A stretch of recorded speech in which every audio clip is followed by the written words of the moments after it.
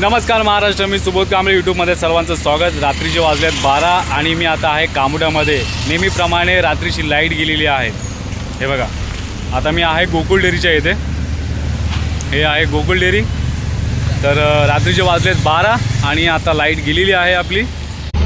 झपाट्याने वाढलेली लोकसंख्या आणि बांधकामे याची ही मुख्य कारण आहेत। कामोटे, खारघर, तळोजा परिसरात मोठ्या प्रमाणावर नवीन इमारती आणि रहिवासी वाढल्याने विजेची मागणी वाढली आहे।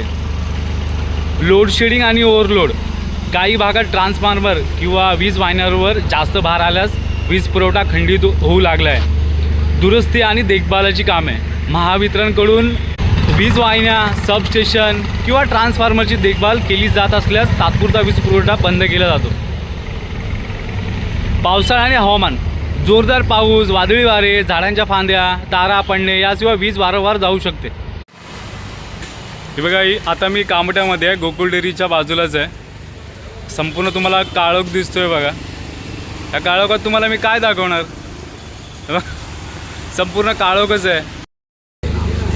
कामट्यात लाईट, पाणी, रस्त्याची समस्या, रात्रीची लाईट गेली आहे। व्हिडिओ पण कशी बनवू मला समजत नाही आहे, पण काय बनवावी लागते तुमच्यासाठी। तर हे बघा, आता आलेली आहे लाईट। कामोडे गोकुळ डेअरीच्या इथे आहे मी। हे बघा, हा आहे असा लाईटीचा लपंडाव, नेहमीचाच प्रकार झालेला आहे। आता लाईट गेलेली आहे। आता मी तुम्हाला उद्या सकाळी पाण्याचा प्रॉब्लेम दाखवतो। आपल्याकडे पाणी फक्त 7 वाजता येतं आणि 7:30 वाजेपर्यंत जातं। आता 8 वाजले तर पाणी नाही आहे आपल्याला, म्हणजे फक्त अर्धा तास पाणी, तेवढंच। हे असं पाणी स्टोर करून ठेवावं लागतं। शुभ सकाळ मित्रांनो, मी सुबोध कांबळे। आज मी तुम्हाला दाखवणार आहे रस्त्याची परिस्थिती। काल तुम्हाला मी लाईट दाखवली, पाणी दाखवलं आणि आता मी दाखवणार तुम्हाला मी रस्त्याची परिस्थिती काय आहे ती। हे बघा, हे आहेत रस्ते आणि फुटपाथ देखील तुम्ही बघा। त्यासोबतच बघा रस्त्याची परिस्थिती काय आहे, हे फुटपाथ कसा आहे, लोकांनी चालायचं कसं। बघा, गाडी चालवतात लोक हेल्मेट नाही घालत बघा लोक। हे बघा, तुम्ही पाहू शकता। हे बघा, तुम्ही फुटपाथ पाहू शकता कसे आहेत बघा।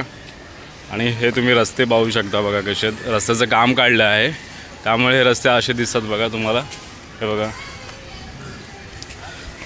रस्त्यासोबत तुम्ही फुटपाथ देखील पाहू शकता बघा।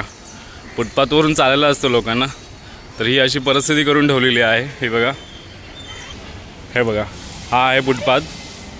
तर फुटपाथवरून कसं चालायचं आम्ही, हा बघा, हा फुटपाथ कसा आहे बघा। पुढे चला दाखवतो तुम्हाला मी। हा आहे फुटपाथ बघा। फुटपाथला हे बघा, इथं जर कोण पडलं दिवसा रात्री तर कुणाला काही समजणार नाही। हा बघा, इथं नारळाची गाडी लागते, इथं लोक बसतात। हे बघा, तर हे बघा हा प्रकार काय, हे फुटपाथला लागूनच आहे बघा, है ना। तर हे बघा, हे सर्व फुटपाथवरच टाकून ठेवलेलं आहे, कचरा विचरा सर्व काय। हे बघा, बघा काय परिस्थिती आहे बघा फुटपाथची। हे बघा, हा सर्व फुटपाथचा प्रकार आहे। फुटपाथवर हे सगळं चालणारे, हे बघा, हे सगळं फुटपाथ। हे बघा, तुम्हाला मी रात्री इथूनच व्हिडिओ काढली होती। हा आहे गोकुळ डेअरीचा परिसर। हे बघा, हा आहे गोकुळ डेअरीचा परिसर। इथं सिग्नल पाहिजे, पनवेल महानगरपालिकेने इथं सिग्नल टाका। तरी व्हिडिओ तुम्ही पाहत असाल तर इथं सिग्नलची खूप गरज आहे। हे बघा, मी रस्ता देखील तुम्हाला दाखवतो आणि हाच झाडाला नेहमी ॲडव्हर्टाईज केली जाते। हे ॲडव्हर्टाईजचं ठिकाण आहे की काय आहे ते बघा, सांगा मला। रस्त्याची परिस्थिती मला मी दाखवतोच आहे।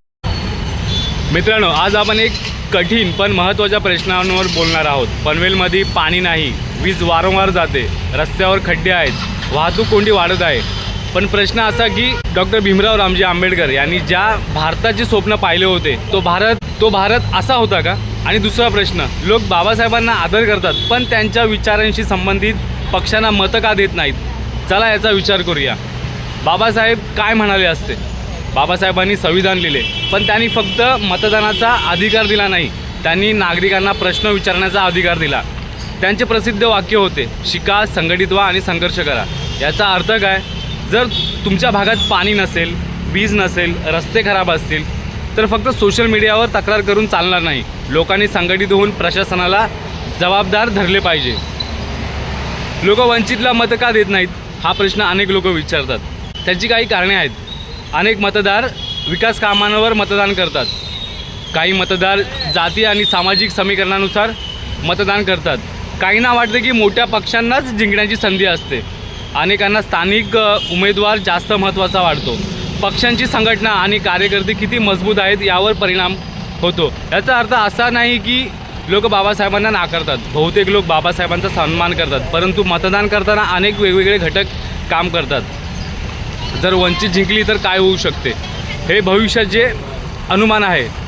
कोणताही पक्ष सत्तेत आला तर त्याच्या धोरणांवर परिणाम अवलंबून करतो. वंचित बहुजन आघाडी सत्तेत आली तर ती खालील मुद्द्यांवर भर देऊ शकते. 1. शिक्षण, रोजगार, सामाजिक न्याय, स्थानिक स्वराज्य संस्था मजबूत करणे, वंचित घटकांचे प्रतिनिधित्व वाढवणे, आरोग्य व मूलभूत सुविधा.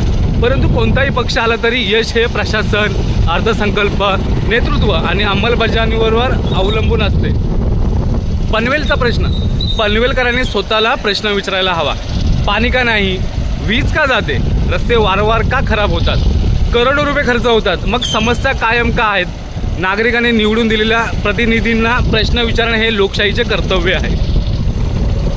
2029मध्ये काय करायचे आहे? 2029मध्ये कुणालाही मतदान करा, पण एक गोष्ट लक्षात ठेवा. जात धर्म, भावना किंवा प्रचारावर देऊ नका. मत द्या काम पाहून, शिक्षण पाहून, रोजगार पाहून, पाणी, वीज, रस्ते पाहून आणि संविधानातील मूल्य पाहून. कारण बाबासाहेबांनी दिलेले सर्वात मोठे शस्त्र म्हणजे मतदानाचा अधिकार. मित्रांनो, बाबासाहेबांना खरा आदर म्हणजे फक्त फोटोला हार घालणे नाही, तर त्यांच्या विचाराप्रमाणे जागरूक नागरिक बनणे. तुमच्या मते 2029मध्ये महाराष्ट्रात कोणता बदल व्हायला हवा? कमेंटमध्ये नक्की लिहा. जय भीम, जय संविधान.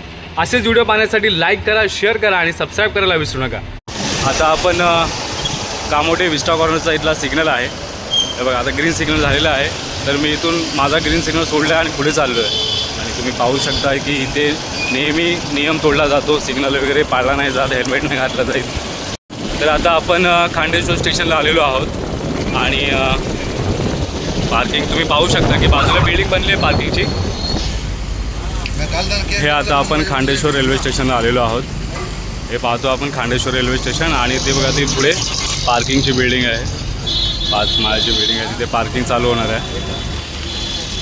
हा सर्व खांडेश्वर रेल्वे स्टेशनचा परिसर आहे. बघा, हे खांडेश्वर रेल्वे स्टेशन.